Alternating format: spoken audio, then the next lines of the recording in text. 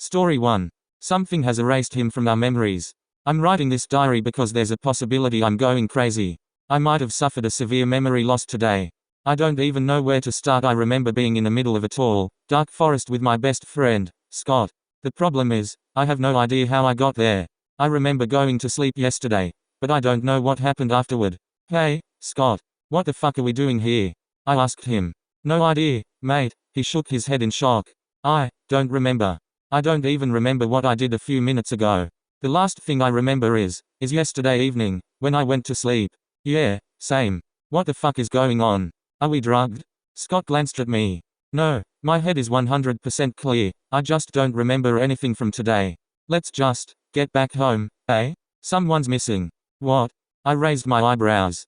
I feel like there should be someone else here, with us. But I don't remember who. As he said this, I had the same feeling. I still don't remember how we got into that forest. But there were 3 of us. Me, Scott, and someone else. But for fuck's sake, I can't remember who. We later went back to our homes and texted a few common friends if they know something. But they all thought we were just drunk or high, or both. Needless to say, I'm not getting any sleep today. It's already past midnight, and my thoughts are keeping me awake. 2023-01-19. Today I went to a pub with Scott to talk about this strange incident with each other. Look, first we have to know who was the third person with us, Scott said. Are you sure there was a third person? I mean, I remember the same. But maybe it's just our minds playing games with us. I'm sure. It's like I can almost name the guy, but I just can't remember his name or appearance. Okay, then, I don't know, let's look through our high school classmates. We met most of our common friends there, so. Good idea, mate, good idea. Luckily, I had the list of our classmates saved on my phone, so I opened the file and started reading the names. No, I haven't talked to him since our graduation. No, not her either, she's in Japan. Scott kept shaking his head as he read the names. Yeah, I'm sure it wasn't any of them, I said as we finished the list. But wait, Scott interrupted. There are 22 names on your list. We had 23 students in our class.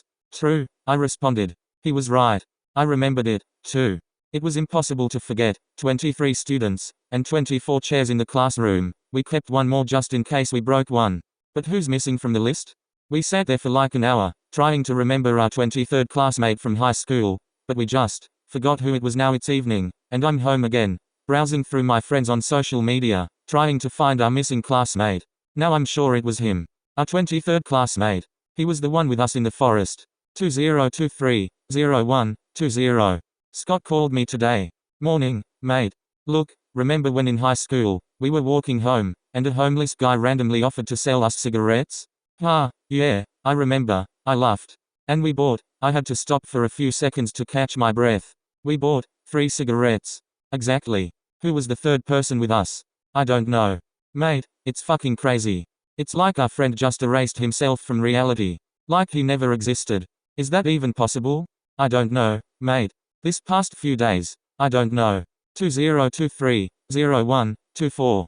This morning, Scott knocked on my door. Hey, Scott, I greeted him. What's up? Did you find something? Look, we have to get back to that forest, he said. To be honest, I thought it was a bad idea, so I tried to convince him otherwise. Scott, no. Mate, I'm sure that guy was a friend of ours. And something happened to him. Something made him vanish from the past and present. And I think we both know that the last time we might have seen him was in that forest. Something happened there. Something terrible. We must find out. For him. Scott, listen. If he even existed, like, ever, and something erased him from existence, whatever it was, a cosmic power, an alien, a witch, or the devil himself, then it can do the same to us. If we suffer the same fate, he is our friend. We don't even know if he's real. I had 2 best friends for years. You and him. I'm 100% sure. Just as I am, I responded. He was right. The 3 of us were best friends, and still, we don't remember anything about the third guy. Even if there was no hope to bring him back anymore, our curiosity proved to be more powerful than our survival instincts. Who or what is so powerful it can erase someone like this? Tomorrow, Scott said. We're going to the forest tomorrow. 2023-01-25. Okay, so right now, we're in that forest. I'm waiting here while Scott is inside a cave. He told me to write down everything while he's inside. We walked back to the exact place where we regained our memories more than a week ago. Scott quickly noticed a narrow, dark cave, leading somewhere under the ground. It seems familiar, I said. Yeah. If you ask me, I think we were inside that cave before. You don't want to go inside, right? I have to do it. I want to know what happened to him. Stay here and write down everything in your journal. If you want to go there, I'll go with you. No.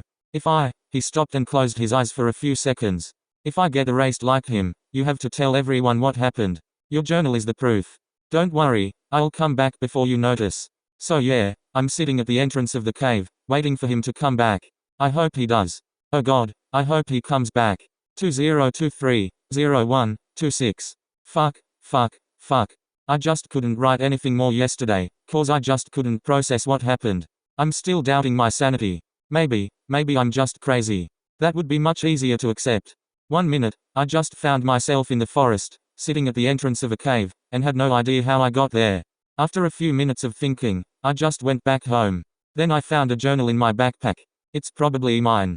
It's my writing, and it looks like it had already happened once on the 17th of January.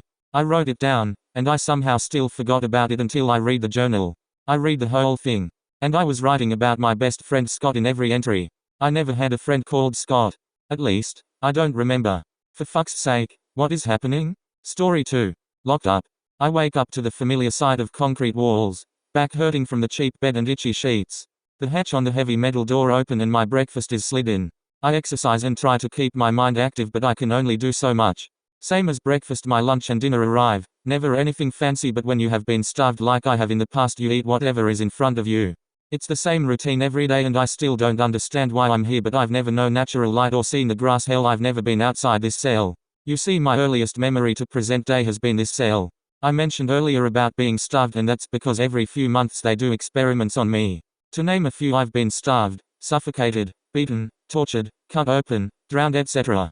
I almost look forward to these sessions as they take my mind off of the monotonous nature of my incarceration. I don't remember exactly how long I've been here, but if I had to guess, it's been 400 years, and the only name I've ever been called is the Immortal. Story 3: Jack's House.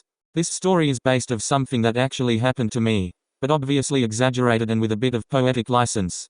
It's not important to know, but I'll tell you anyway, that most of Dorset countryside tends to feel weird to me, especially private land, which I would never trespass on to explore, and I have also had separate odd experiences away from Jack's. Not his real name, or is it? And I also think it is important to note that near Jack's house he has seen tall figures and faces in the woods in his garden, which seem to disappear upon second glance.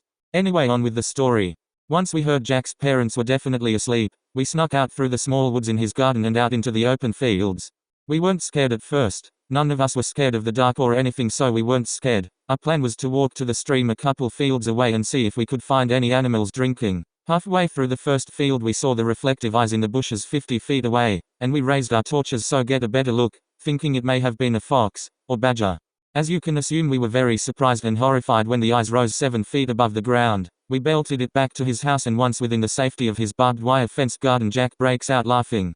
Confused, we asked him what that was all about, and he said that he asked his older brother to follow us out and scare us, and that he must have made a costume to really spook us. We start laughing too until his brother comes out his back door and says sorry he missed us leaving the house and ruining the prank. We know that there is only one way back from our position in the field to the house, and we full belted it back whilst being 50 feet ahead of whatever was out there. All our faces drop as we realize it wasn't him in the field.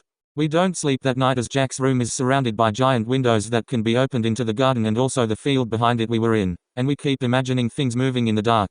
The second time we went to his house was before he moved out. Nothing happens until just after dark when we see one of his younger brothers playing in the woods, and then he turns to us, without previously acknowledging us, like he knew we were watching, and beckoned us to come out and play. We were about to go out and see what he was doing when we get called for dinner, and said younger brother is sat at the table. It took us 30 seconds to walk into the dining room.